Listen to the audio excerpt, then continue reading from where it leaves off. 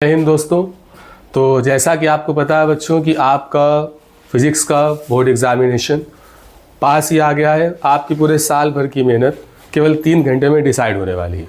तो कोई बात नहीं, इससे डरने की बिल्कुल ज़रूरत नहीं है, क्योंकि एक असली योद्धा की पहचान तभी होती है जब वो लड़ाई लड़ने जाता है, युद्ध के मैदान में जाता है। तो बोर्ड का जो आप पेपर देने जा रहे हैं, it is like a war field. तो आपको क्या करना है, अपने हथियार मजबूत रखने हैं। हथियार आपके पास क्या क्या है?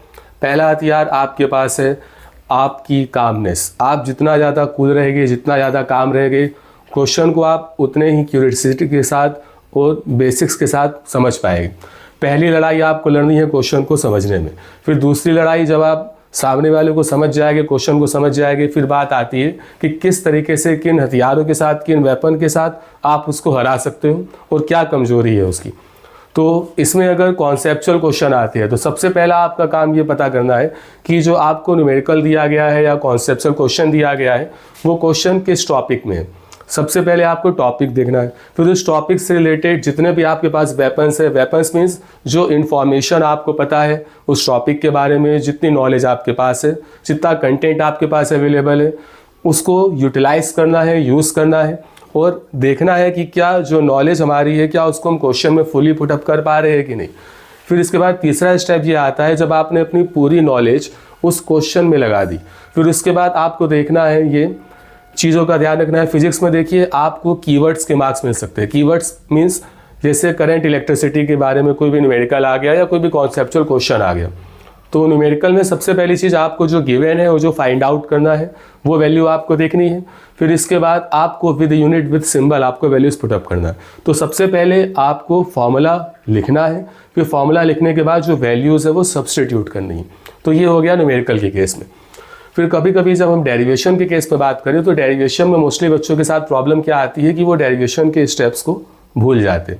तो कोई बात नहीं है, आपको जहाँ तक डेरिवेशन के स्टेप्स लर्न है, जहाँ तक आप उस डेरिवेशन को कर पा रहे हैं, आप उसको वहाँ तक करिए, स्टेप मार्किंग डेफिनेटली मिलेगी। फिर उसके बाद लास्ट में जो फार्मूला आप यूटिलाइज कर रहे हैं, जो फार्मूला आप डेराइव करके लाए हैं, उस फार्मूले को आप एक बॉक्स में क्लोज कर दीजिए, जिससे कि वो फार्मूला हाईलाइट हो जाए और एग्जामिनर को ये लगे कि हाँ ये आपने सही किया। फिर इसके बाद जो भी नोटेशंस है, ये मैं तब बता रहा हूँ जब आप डेरिवेशन के स्टेप्स को भूल जा रहे हैं। फॉर्मूले को बॉक्स में लिखने के बाद जो भी उसमें नोटेशंस यूज्ड है, उस नोटेशंस को आप एलेबोरेट करके लिख दीजिए। फॉर एग्जांपल, आपको लेंस पे का फॉर्मूला डिराइव करने को आया, तो लेंस पे का formula 1/f is equals to n - 1 1/r1 - 1/r2।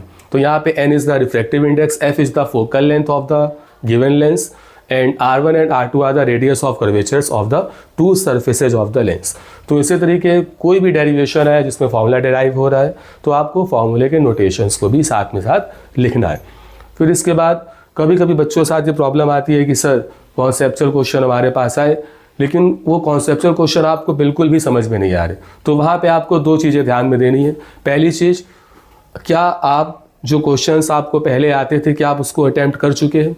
फिर दूसरी चीज़ ये देखनी है कि क्या आपको लगता है कि उस क्वेश्चन में जो आपको अभी कॉन्सेप्ट समझ में नहीं आ रहा उस पर टाइम वेस्ट करने से क्या कुछ आपके जो क्वेश्चंस जो पीछे के हैं जो आपको आते क्या वो तो नहीं छूट रहे। अगर वो क्वेश्चंस आपके छूट रहे आते हुए तो आप जिसको जो क्वेश्चन नहीं आ रहा उस पर दिमाग मत लगाइए, जो आपको पहले आता उसको अटैम्प्ट करिए। फिर लास्ट में जो क्वेश्चन आपका फंस रहा था, जो आप नहीं कर पा रहे थे, आप उसको अटैम्प्ट करिए। तो ये कुछ चीज़ें आपको ध्यान में रखनी है।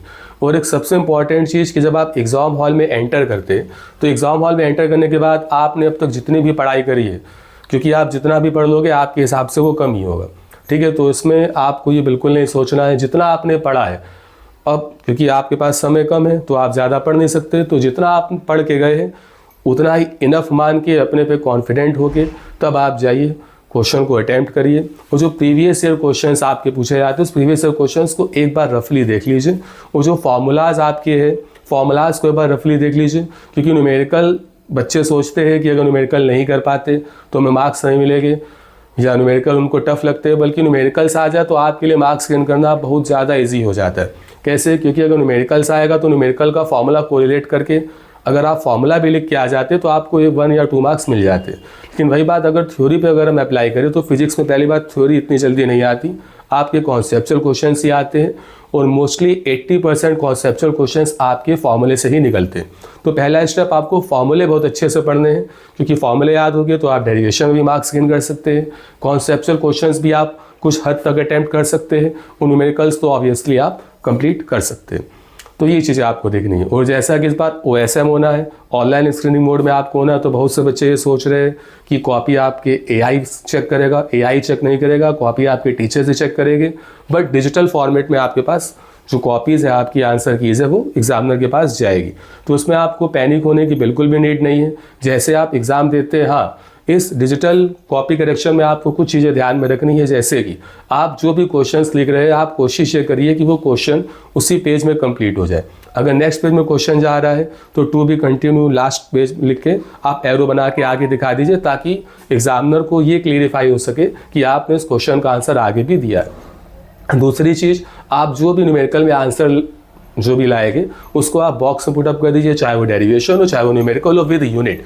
फिर इसके बाद जो आप क्वेश्चन का आंसर दे रहे हो, क्वेश्चन के आंसर को बिल्कुल सेंटर में लिखिए, जिससे एग्जामिनर इजीली विजिबल कर पाए कि आपने कहाँ पे क्वेश्चन का आंसर दिया। जैसे कुछ बच्चे कॉर्नर पे क्वेश्चन का आंसर लिख के अब क्वेश्चन अटैम्प्ट करते हैं, तो डिजिटल करेक्शन में ये थोड़ा सा एक हो सकता है।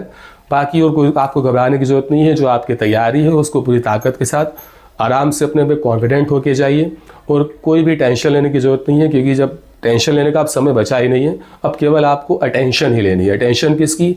अटेंशन अपने माइंड की लेनी है। अपने माइंड को बिल्कुल काम रखिए। सबसे पहले जो आपके फॉर्मूले हैं, फॉर्मूले पे फोकस करिए, क्योंकि फार्मूला ही फिजिक्स के पेपर में आपको बचा सकता है। तो आपकी इस बैटल फील्ड में, इस वॉर में जो सबसे इम्पॉर्टेंट वेपन है वो फिजिक्स के लिए आपका फार्मूला है, और आपके लिए जो सबसे इम्पॉर्टेंट वेपन जो लाइफ टाइम जो ऑलवेज रहता है वो आपका है माइंड। तो माइंड को बिल्कुल आप फोकस में रखिए, बिल्कुल मत घबराइए। So all the very best. अच्छे से एग्ज़ाम दीजिए। कोई क्वेश्चन ना आए तो अच्छे से उसको 2 बार पढ़िए, 3 बार पढ़िए। जब आप क्वेश्चन को अच्छे से पढ़ेंगे तो आपके क्वेश्चंस का आंसर 50% ऑटोमेटिक हो जाएगा, और आपको घबराने की कोई भी ज़रूरत नहीं पड़ेगी। So all the very best. Okay बेटा।